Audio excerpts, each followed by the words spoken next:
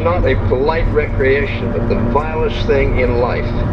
And we ought to understand that and not play at war.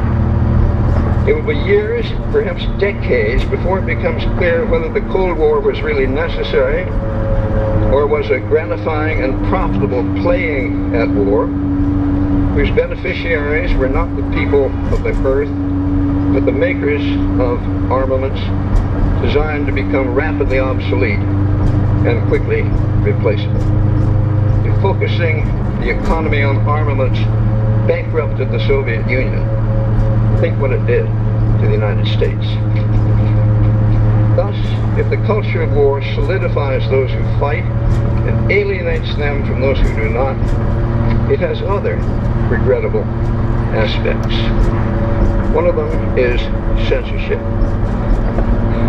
War kills people, obviously, and the culture of war does not. But the culture of war kills something precious and indispensable in a civilized society. That is freedom of utterance, freedom of curiosity, freedom of knowledge. Recently, I think you're going to like this, recently an official of the Pentagon explained why the military had censored some TV footage depicting Iraqi soldiers cut in half by automatic fire from U.S. helicopters. He explained, these are his words, if we let people see that kind of thing, there would never again be any war.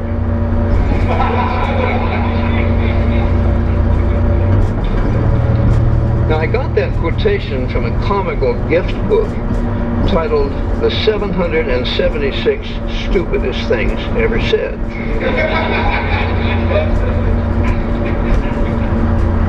But that remark, of course, is far from stupid.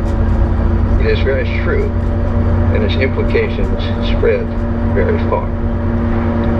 It's obvious that tight censorship is a necessity in any modern war. It's usually rationalized by the need to keep the enemy in the dark about our plans, but it's also valuable to conceal military blunders and fatuities and war crimes from a public that in the absence of censorship might learn to be critical. And my point is this: if you are trained to be uncritical of the military, you can easily go just a little bit further and learn to be uncritical of government and of authority and of all established and received institutions. The result